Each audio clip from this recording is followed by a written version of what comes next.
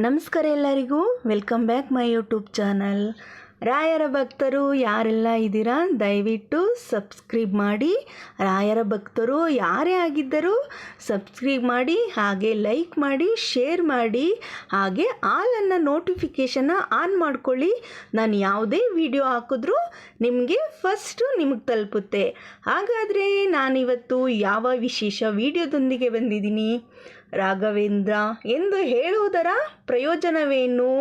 ನಾವೆಲ್ಲರೂ ಕೂಡ ಓಂ ಗುರು ರಾಘವೇಂದ್ರ ಸ್ವಾಮಿ ರಾಯರು ಎಂದು ನಾವೆಲ್ಲ ಹೇಳ್ತಾನೆ ಇರ್ತೀವಲ್ವಾ. ಹಾಗಾದರೆ ರಾಯರ ಹೆಸರಿಗೆ, ರಾಘವೇಂದ್ರ ಸ್ವಾಮಿ ಎಂಬ ಹೆಸರಿಗೆ ಏನು ಪ್ರಯೋಜನ ನಾವು ಹೇಳುವುದರಿಂದ ಅಂತ ನಾನಿವತ್ತು ಹೇಳ್ತಾ ಇದ್ದೀನಿ.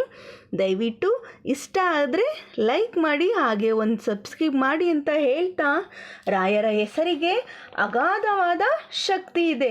ರಾಘವೇಂದ್ರ ಎಂದರೆ ಸಾಕು, ಅದೆಷ್ಟೋ ಕಷ್ಟ ಕಾರ್ಪಣ್ಯಗಳು ಕಳೆಯುತ್ತದೆ ಅಲ್ವಾ. ಗುರುವಾರದ ದಿನದಂದು ರಾಘವೇಂದ್ರ ಸ್ವಾಮಿ ಹೆಸರನ್ನು ಹೇಳುವುದರ ಪ್ರಯೋಜನವೇನು? ರಾಘವೇಂದ್ರ ಎನ್ನುವ ಹೆಸರಿಗೆ ಪ್ರತಿಯೊಂದು ಅಕ್ಷರದ ಪ್ರಯೋಜನವೇನು? ಗುರುವಾರದ ದಿನ ರಾಯರ ಯಾವ 2 ಮಂತ್ರವನ್ನು ನಾವು ಹೇಳಬೇಕು? ರಾಯರನ್ನು ಅಂದರೆ ಗುರು ರಾಘವೇಂದ್ರ ಸ್ವಾಮಿಯವರನ್ನು ನಂಬಿ ಜೀವನ ನಡೆಸುವವರಿಗೆ ಯಾವುದೇ ಕಷ್ಟ ಕಾರ್ಪಣ್ಯಗಳು ಕೂಡ ಎದುರಾಗುವುದಿಲ್ಲ ಎನ್ನುವುದು ನಮ್ಮೆಲ್ಲರಿಗೂ ಗೊತ್ತೇ ಇದೆ. ಹಾಗೆ ಗುರುವಾರದ ದಿನದಂದು ಅತ್ಯಂತ ಪ್ರಶಸ್ತವಾದ ದಿನವೆಂದು ನಮಗೆಲ್ಲರಿಗೂ ಗೊತ್ತು.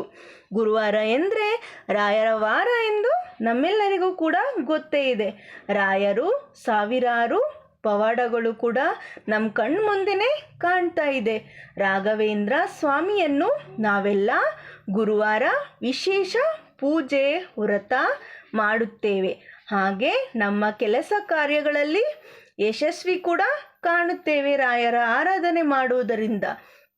ರಾಘವೇಂದ್ರ ಸ್ವಾಮಿಗಳ ಆರಾಧನೆಯು ಭಕ್ತರ ಸಕಲ ಕಷ್ಟಗಳನ್ನು ಪರಿಹಾರ ಕೂಡ ಮಾಡುತ್ತಾರೆ. ಸುಖ, ಶಾಂತಿ, ನೆಮ್ಮದಿಯ ಜೀವನ ಕೂಡ ನಡೆಸಲು ಮಾರ್ಗಸೂಚಿಯಾಗಿದ್ದಾರೆ ನಮ್ಮ ರಾಯರು. ರಾಯರ ಶಕ್ತಿ ಮಾತ್ರವಲ್ಲ, ರಾಯರ ಹೆಸರಿಗೂ ಕೂಡ ಮಹತ್ತರವಾದ ಅರ್ಥ ಮತ್ತು ಪ್ರಯೋಜನವಿದೆ. ನಾವಿಂದು ಸ್ವಾಮಿ ಹೆಸರಿನ ಅರ್ಥವನ್ನು ತಿಳಿಯೋಣ. ರಾ ಎಂದರೆ ರಾಶಿ ದೋಷಗಳೆಲ್ಲ ಪರಿಹರಿಸು ತಂದೆ ಎಂದು. ಗ ಎಂದರೆ ಘನಜ್ಞಾನ ಭುಕತಿಯನ್ನು ಪಡೆಯುವವರು ಎಂದು. ವೇ ಎಂದರೆ ವೇಗದಲ್ಲಿ ಜನನ ಮರಣ ಚಕ್ರದಿಂದ ಮುಕ್ತಿ ದೊರೆಯುವುದು ಎಂಬರ್ಥ. ದ್ರ ಎಂದರೆ ದ್ರವೀಣಾರ್ಥ ಶ್ರುತಿಪಾದ್ಯನ ಕಾಣುವರು ಎಂಬರ್ಥ. ಮತ್ತೊಮ್ಮೆ ಹೇಳ್ತಾ ಇದ್ದೀನಿ, ರಾ ಎಂದರೆ ರಾಶಿ ದೋಷಗಳೆಲ್ಲ ಪರಿಹಾರ ಮಾಡು ತಂದೆ ಎಂದು. ಗ ಎಂದರೆ ಘನಜ್ಞಾನ ಭುಕತಿಯನ್ನು ಪಡೆಯುವವರು. ವೇ ಎಂದರೆ ವೇಗದಲ್ಲಿ ಜನನ ಮರಣ ಚಕ್ರದಿಂದ ಮುಕ್ತಿ ಪಡೆಯುವುದು. ದ್ರ ಎಂದರೆ ದ್ರವೀಣಾರ್ಥ ಶ್ರುತಿಪಾದ್ಯನ ಕಾಣುವರು.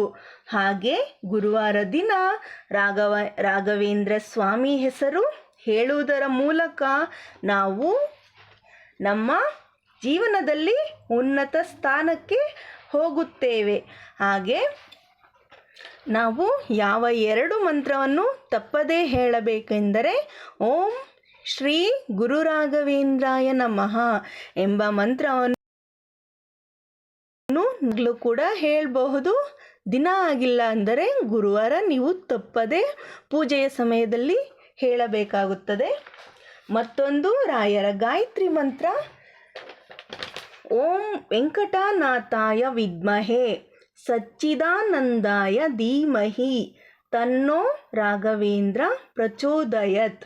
ಓಂ ವೆಂಕಟನಾಥಾಯ ವಿದ್ಮಹೇ ತಿಮ್ಮಣ್ಣ ಪ್ರಹ್ಲಾದಾಯ ಧೀಮಹಿ ತನ್ನೋ ರಾಘವೇಂದ್ರ ಪ್ರಚೋದಯತ್.